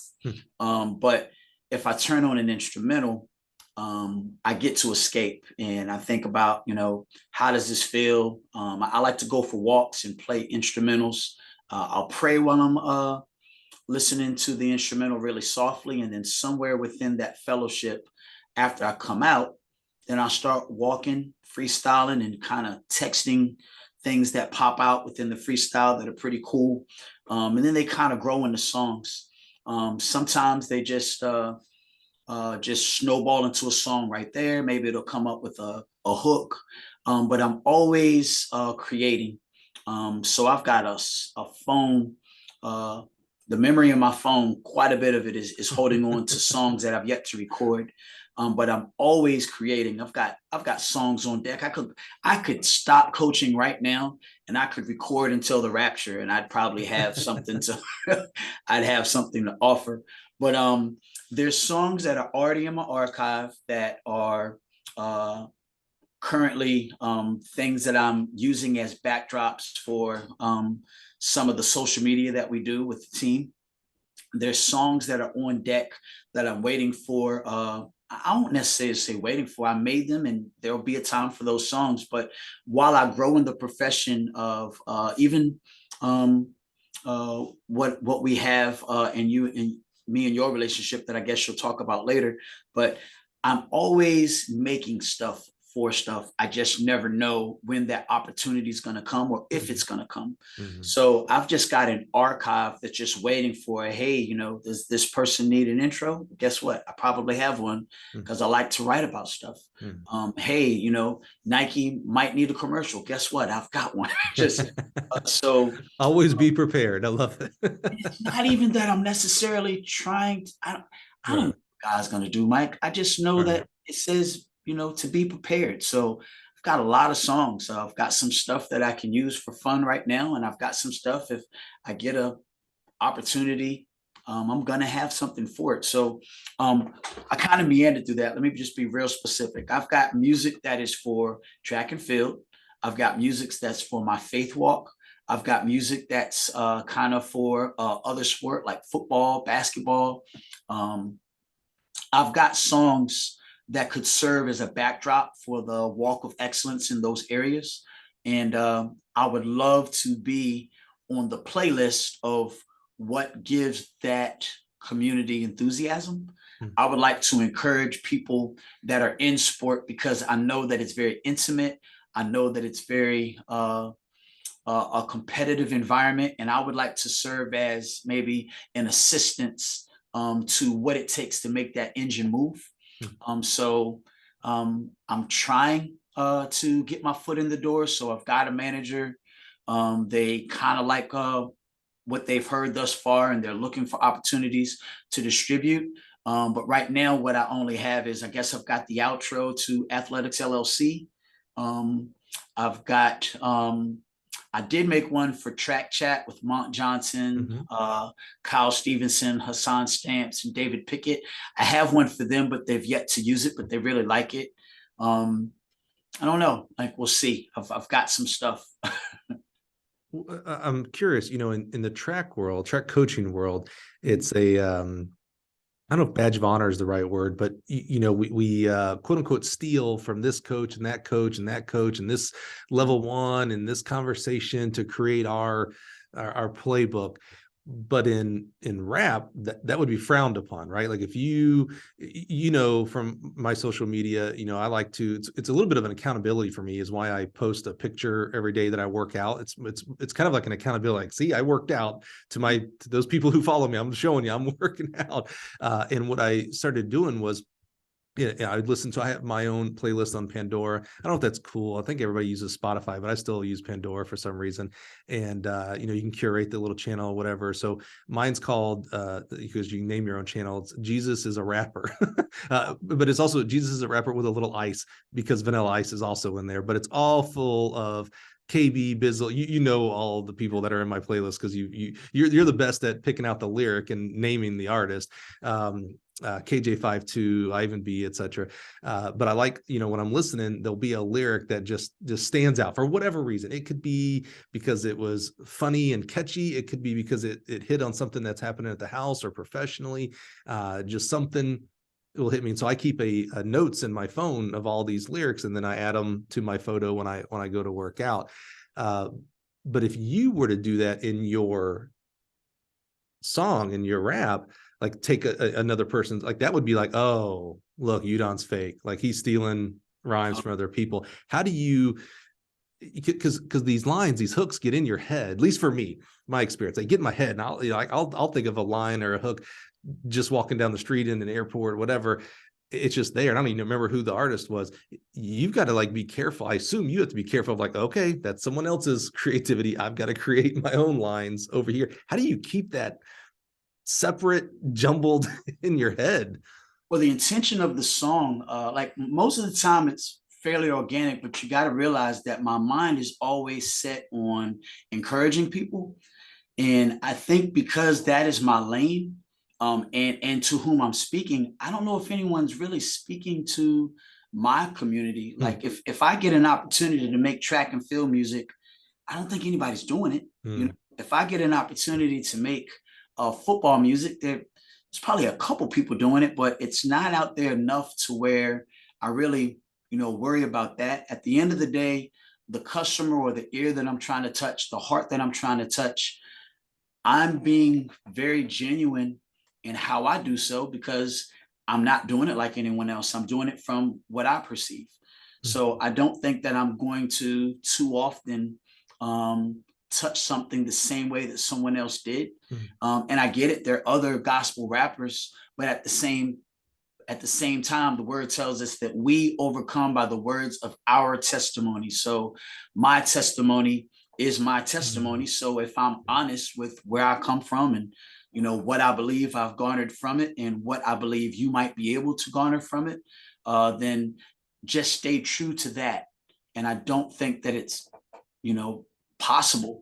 I'm the only me. God's so awesome, he can make every single one of us different, and at the same time have the same experiences, but still be different, because it comes genuinely from what happens beneath my 2 feet.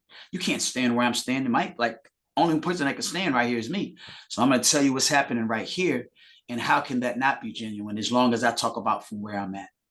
Well, I'm so grateful for some of the songs that you've shared with me, and I'm a huge Christian rap fan. I mean, that's 99% of all the music I listen. Well, maybe it's 95, because ever since my daughter made me watch Hamilton, the Hamilton soundtrack lives rent free in my head. I'll literally yesterday, I was walking to the bathroom and I just started singing one of the. I mean, I can't stop. That was such an amazing musical for me. It's the only musical I've ever watched, and maybe ever will, but man, it affected me. And the other 2.5% is Vanilla Ice songs, because again, that's just where I grew up. So exactly, baby, it. So you and I have that kind of that connection of Christian rap. So I don't know that everybody knows about Christian rap. I think, people maybe know about rap and maybe they enjoy rap or other forms of music. So I was like kind of like sharing, I don't know if it's called sharing the gospel or not with this, but I like sharing the genre. What is a Christian rap song or lyric or artist right now that you got them on repeat, like you just really like what they're doing? Is there anybody that stands out to you that maybe someone should go check out right now on their Spotify or YouTube? KB, you can work out to it, and it's literally, you can praise and worship because his heart for God doesn't get, sometimes people water down the art form to give God like traditional praise, but KB finds a way to just be as artistic as he possibly can be, as you could possibly imagine. His articulation is just amazing.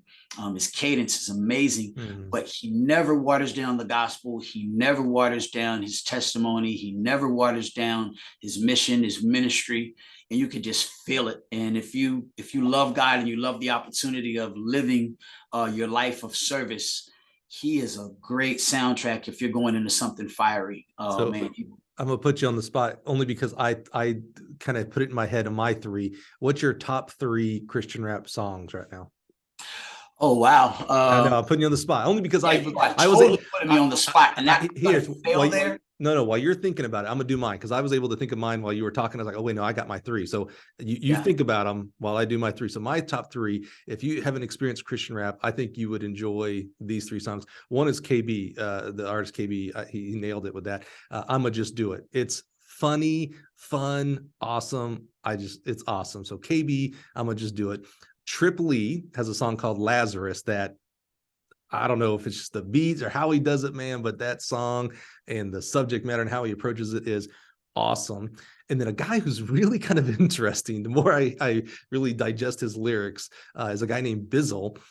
He may be the most street rapper, Christian rapper that I know of, at least. Oh my gosh. But his song, I don't know if it's hating or no hate, but it's, if you just typed in hate into YouTube with Bizzle, Bizzle, that would be like, it's just a cool song, man. And again, if you follow me on social media, I've done a lot of his lyrics, especially for that song, because it just means a lot to me. I just like the message. And then I'm going to add an extra person, a guy that I just found maybe it's probably about a year or two ago by accident on my Alexa. His name, it's NXT Mike. So I don't know how you would actually pronounce that, if it's Next Mike or, but NXT Mike. I heard Alexa played this song called Illinois. So like Illinois, the state, Illinois, but Illinois, right? And so I put him into my Pandora. He's a Christian rap artist, and all of his stuff is just, I don't know if I'm allowed to say this. It's fire. I love it. It's just amazing. So there's my top three songs. All right. I gave you enough time to think. Udon, if you had three songs to recommend to someone to listen to download right now, what you got? KB, Let It Rain. Yeah, there's just put, fire on the back. I mean, your neck will catch on fire. Love it. The chorus. This one is amazing. Not one that you can download, but it is the song that he calls himself The Truth, but lately under his new album, he decided to reintroduce himself under his namesake, Emmanuel Lambert. But you can look him up as The Truth, D-A-T, instead of the Truth. It's like D.A.T. Yeah. Okay, I've heard of The Truth, right? He's rapping now under Emmanuel Lambert, his real name. He's got a brand new album that's out, but this, you can't download the song, but I just have to pay homage to this. But he's got this lyric on the intro. I forget the name of the album, but he goes, now this is what got me into wanting to be a gospel rapper, but he goes, either this life is meaningless or its meaning is a series of events that only satisfy for the moment. But once your moment's the past, your moment is past. Then poof, you can't revive it or hold it. You're boring yourself till you die when you're older, but there's a loophole. I wouldn't lie to my soldiers. Order, my sisters, God is my witness. Jesus Christ is the only escape from out of this prison. So I can't remember the name of the album, but I remember the first time I heard that was the first time I heard gospel rap, and I committed that verse to memory. Wow. So his whole ministry, any song, look it up, The Truth. And then just Lecrae, I'm not going to say a song. because I just think it does injustice to his whole portfolio. But Lecrae is probably the granddaddy of making it popular. Mm-hmm. You know what I mean? And at the same time, it's still being ministry. So, but you have to say Bizzle. Mm-hmm. If Bizzle's just so right down the lane of if you're not careful from afar, you'll listen to it and you'll come up on it and think it's secular. But then you get up there and all of a sudden he's unapologetically Christian and unapologetically man. Unapologetic. Yes, that's exactly right. He will hit you right between the eyes with the truth. So I would say I would urge you to follow the truth, Bizzle, Lecrae, KB, and there's others, but those four, follow them. Yeah, that's what amazing is. You named four, and we could keep going, right? Andy Mineo, KJ52. I love him. Ivan B is a guy I found. He was is a Mormon. So he's out of Utah, and I can't remember. He just it was one of those tracks they just threw in my mix, and I was like, I still remember I was in the gym, and I was like, who is that? I haven't heard this guy. He's good. There's so many great people making, and we could. There's 10, 20,000 more we haven't even hit on that are just so good. So I opened up for Lecrae.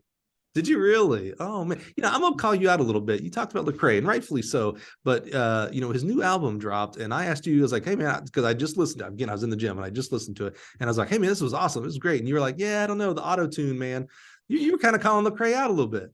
So Lecrae, one thing he's always going to do is because he's witnessing, he sees where the souls are, and so within the genre, whatever is hot style wise, he's going to lean in that direction because that's who he's sent to. If that's if he sees where there are people struggling, he's going to make music that is in that area that creates conversation, because then he's going to come on the back end of it and there's going to be an opportunity to discuss where are you with God. So a lot of times his music is just conversational, and at the same time he doesn't want to be put in the box of just Christian rapper, because some people get on the soapbox, and the last thing you want to be as a Christian is unapproachable. The last thing you want to be is, like you said, judging. Like, it's my job's not to judge. My job is to be a shoulder to lean on. My job is to be someone that you can sharpen your steel with. I'm supposed to be approachable. I'm supposed to plant the seed. God's supposed to provide the increase. I'm not supposed to come along and, you're not doing this and you're not doing that. I'm supposed to be a brother, So that's what Lecrae's being. And some people that want him to, like, and I remember when I was really trying to grow in Christ, Ambassador and, Cross Movement and Lecrae were really speaking to my soul at a time where I was less hungry for the word and just stayed in the Bible reading 24/7. So because there was such a parallel to the gospel, I gravitated toward them. Now I still have that passion, but now I see that their topics are more so, or Lecrae's topics are more so in the area where people might not even found Christ yet. Who am I to judge him? Because it's not as meaty. That's just not what his calling is right now. Right. I feel like we're missing someone. Like, I'm trying to think. We mentioned Tripoli, KB, Lecrae. I'm glad you made him. I feel like there's just go to my playlist. If we go to I know. I'm just thinking. Like, I feel like there's a couple other big artists that we just didn't mention for people to explore. Right now, I got so much gospel in the front of it. Tadashi, Social Club Misfits. Oh yeah, right. Toby and Wigway. Toby, of course. Let's see, Mouthpiece. Shobaraka. Ah, yes. Oh, who's the guy that is it Swope? Swoop. What's that song he did that I love? Oh my God, I had that on repeat. Rapid fire. He can really. Oh man. Oh my gosh, what is the name of that song? I'll have to look it up and put it in the show notes or something, because I'm terrible with names of songs. Yeah, same. Yeah. Well, I tell you why is because a lot of times I hear what they're saying and immediately I think of, if I'm on the album, how would I articulate that topic? So a lot of times I'm thinking, like, what would, if I had the privilege of being on a mixtape, I guess I showed my age. I said mixtape, tapes anymore. But if I had a chance to collab like, what would I say if I was on this album? I would love to be on that album with any one of those guys. I think the name of the song is Grind. I've been grinding all day and all night. Yeah, Hall I of don't think Fame. Maybe it's I Hall don't. of Fame. Yeah, I don't think I have Swoop on my playlist. Oh man, I think it's Hall of Fame. That's the name of the song. It's awesome. Well, let's talk about another song, Udon.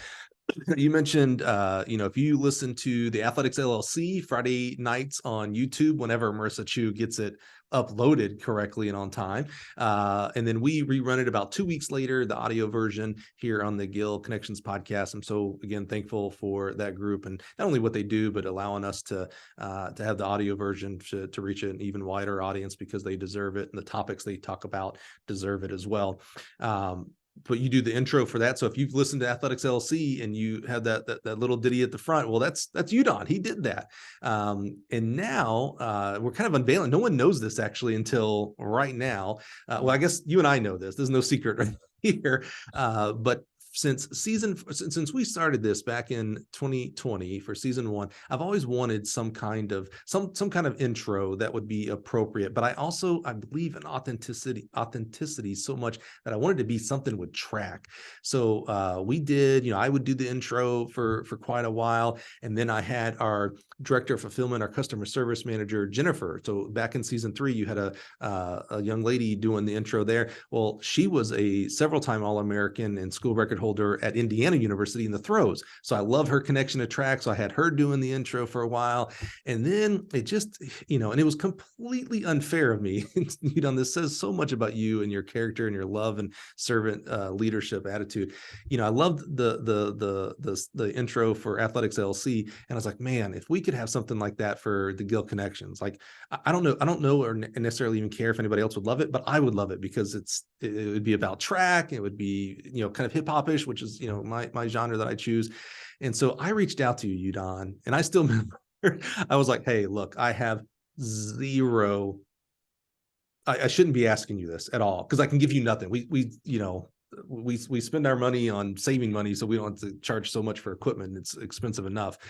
So we don't put, marketing dollars into this thing. That's why you've never seen an ad for the Gill Connections podcast, et cetera. And I was just like, hey, Udon, if you would ever consider writing an intro for us, like, I can give you my thanks and my undying love, and that's about what I can offer. And you did it, man. So that song that you hear when you press play, starting from season 4 until he tells me to take it down, is from Udon. You created that, man, and I'm just so thankful. This is one of the reasons why I wanted to save you for episode 200. I wanted to uplift and honor you, not only what you do on the track and for these young people, but the selflessness that you show is, it's measured.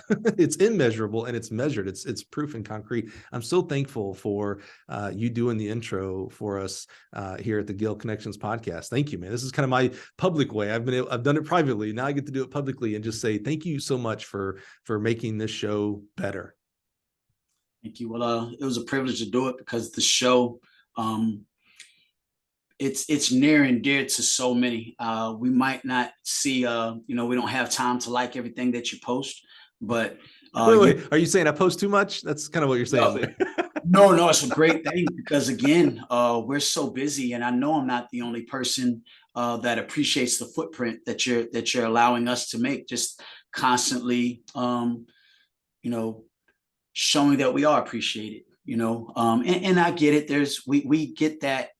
As long as people are PRing, get plenty of appreciation. But I'm just saying, I'm joking, but the long hours that we put into this thing, it from firsthand, you've done it. And to give that a voice, because sometimes we don't have enough time to say it.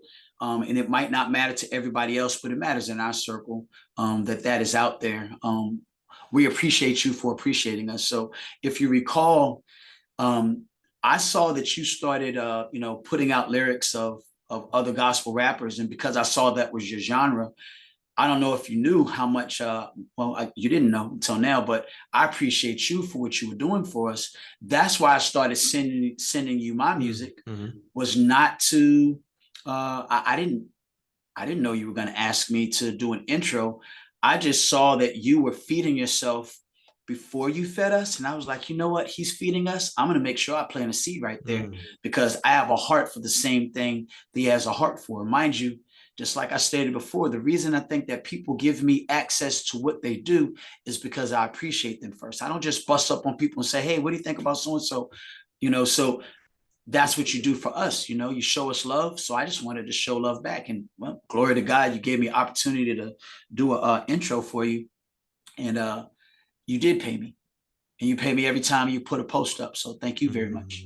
Udon, you're too humble. I don't know if that's a real thing, but man, I'm just so grateful.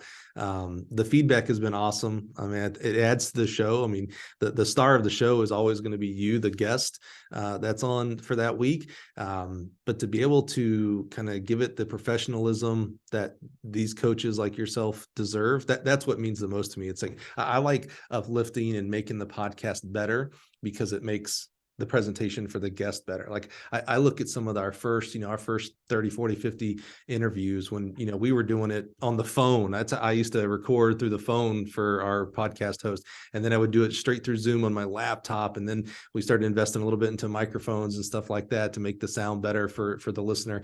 But it's all to give a better presentation for the guests because you deserve it. I mean, what you do on a daily basis is it's immeasurable, the positivity that you affect on young people. And I've said it before, and I'll say it again. I'll do it quicker this time. It means very little to me how many, you talked about PRs. It means very little to me how many PRs, how many championships, school records that you set. I think they're extremely important. And if you follow me on social, you know how important it is. I try to lift up everybody who sets a PR and sets a school record, because it is amazing.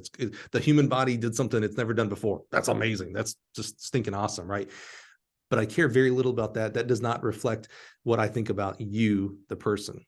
I care more about how many kids are you bringing to your team, because that means you're affecting more people. How many kids are going on to be great moms and dads and store clerks and business owners and doctors and sales professionals, et cetera. Because I know what those coaches that coached me and I got to work on their staffs, what they poured into me. That is what means the absolute world to me. So you doing that song helped elevate the podcast, in my opinion, which means it's just another direct reflection of elevating the guest, the coach that's on there, man. So I'm just so grateful. I'm so proud that this is episode number 200. It was a big deal for me to have a big deal topic and guest, and that's why I wanted to have you specifically for this episode. I didn't want to wait till number 300 or 400. I was like, let's just do it right now, 200. Awesome. I appreciate it. Well, Udon, to round us out today, you're a giver. So this is pretty special. I think this is really, really cool. Udon's given again. So we actually, is this the world premiere that we're doing? No one's ever heard this? No one's heard this version of it. This is a song that was in my archives for quite some time. However, there was a testimonial in it that made it a little bit too long. And my manager wanted me to redo it because he's presenting it for opportunities to serve this body that I've got stewardship over. So at least I take it as such. I would like to be the theme music behind the pursuits in this sport. There's a gentleman who likes the sincerity of that. So he's given me an opportunity to distribute music through what we're now in search of distribution for this song and other songs to come that are specifically for encouraging this. That's how they're promoting me as such. They'd like to promote me as a track coach that has a heart for young people, that's giving sincere messages about how to carry themselves in this sport. So here in a minute, you're going to hear the world premiere. No one in public has heard this song, I should say. Plenty of people have heard it, his circle, and I was blessed that you shared it with me. The song is called "Don't Give Up." Tell us a little bit about the song, because people are going to listen to it, but then they're going to want to come back and actually hear, well, wait a minute, what's behind this song? Tell us about the inspiration for the lyrics. I love the hook, don't give up, don't give up. I mean, I just love the way it flows. Tell us a little bit how you created this song specifically. There's always athletes that almost make it, and the reason they don't make it is they don't feel that they're able. They get really close, like they might make it to, they might be that ninth place finisher, and they want to score for their team. They might be fourth place, but they just missed the podium. They end up being 13 on the list when top 12 get out of the region. That testimony just reeks of they just want it so bad, but sometimes in hindsight, when they go back and look at it, they realize that maybe they didn't believe in themselves the way they ought. Well, that's what this song is about. It's you finally embrace that you are the underdog, but you know what? I can do this. I'm not about to turn my back on this opportunity. I will not give up on myself this time. So it's kind of like theme music before your warm up, but it's just kind of rewarding yourself with your approval. Like, you know what? I could do this. I love the, I don't know the terminologies real well. So whether it's the hook or the chorus, those aren't the same thing, right? The hook and the chorus, that's two different. Oh, yeah, they are. Okay. All right, good. Tells you how experienced I am. But the chorus that I wrote down for a future workout quote here is, after everything I've been through, I'm still here. And all I hear is I won't give up. Like Right. that to me, there's some amazing lyrics throughout the entire song. But when I heard that kind of repeated with that background of don't give up, don't give up, it was like, oh man, all I hear is still don't give up. So whether I'm down in the dirt, I've been beaten, don't give up. If I'm on the mountain, don't give up. I mean, it's all in between. Did you have, and you might not necessarily want to name names here, but was there a person, whether it was an athlete, a family member, a friend, was there like an inspiration as you're writing this? You're like, man, this person, I wish they wouldn't have given up, or man, they showed me what it meant to not give up. Aisha Goggins, the 51-4 quarter miler for us, she had a child. We got her to 51-9 her freshman year. She was going to be incredible. Wow. But she had a child her sophomore year and didn't have support. She was a single mother and did not, she did not take her foot off the gas as far as responsibility, but the challenge made her regress. So, she started running 55 and 54, and she was no longer who it looked like she was going to be in the eyes of so many. And she wanted to quit. She came to my wife and she said, I want to quit, but your husband will not let me. And darn right, like now you surely need your degree. But that person in particular, it came not from that moment of, it was during that time where she was a single mom and she wanted to, but I didn't know she wanted to. It was coming from that. She never voiced to me, but I was trying to encourage her there because I wanted her to not give up, because I could tell that she was starting to feel the sting of no longer being the Beyonce of that group, because they ran 3:34 afterwards, after she had the child. So like there's no telling what they would have ran if she never had the baby. Oh my gosh, because she was the she ran 51-9 her freshman year. But then the next year after she, the other girls started running 52s and 52 high and 53 low on the relay, but then she was no longer, but it was for her. It was from that, knowing that she was hurting, and I just wanted to encourage her. I love that. Has she heard the song? Oh yeah, everybody's heard that version. Good.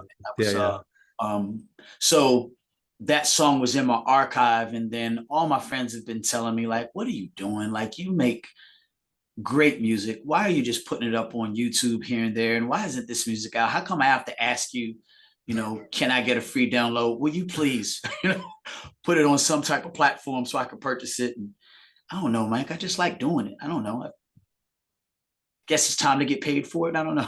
Yeah, absolutely. It has value, 100%. Absolutely. Absolutely. Well, Udon, man, thank you so much. not just, I'll never stop telling you thank you for the song for the podcast, man. It means a lot to me, but thank you for your giftings, not only musically, which, I could talk rap all day. I mean, I don't know why, but it was my very first tape. And you might, I know you're a little bit older than me. So, but tape, I was back in the cassette tape was, you're going to laugh at this one. The very first tape I ever bought, that was my own, was the Fat Boys. Yeah, man, crushing, baby. Yeah. The second one was Beastie Boys. I must have this thing with groups with boys in the name. I don't know, but even up till today, I mean, I went through. I like other music as well, but it's always been rap for me. So I can always appreciate having the conversation. And guys like Kaba and Lamont Vaughn, boy, they will talk. Now that's some historians for music and good music as Randy well. Gillen. Randy, yes, that's right. Yeah, man, they love that stuff. They water down, yeah. I love it. So I could talk about that all day, but I'm so incredibly thankful for those gifts, but also the gifts of the real reason why you're on the podcast, coaching track and field, and the young people that you've touched. I love that your story is a majority at ECU, from undergrad and through now as an assistant coach.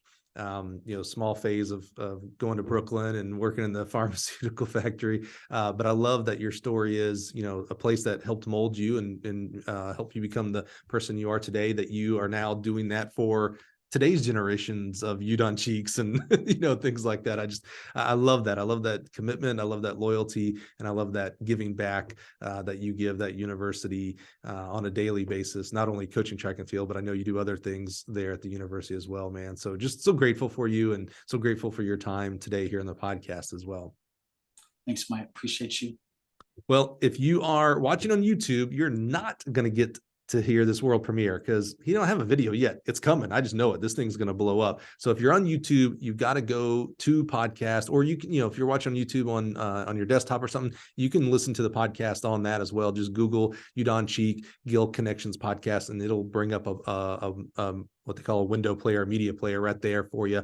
And just skip to the near the end, you'll hear the song. If you're on your podcast app right now, you're going to hear it. This is the world premiere of Don't Give Up by my man, the best guy. I mean, come on, we need more track coaching rappers out there, or rapping track coaches. We need all and more of them. Here's the world premiere of this awesome song, Don't Give Up.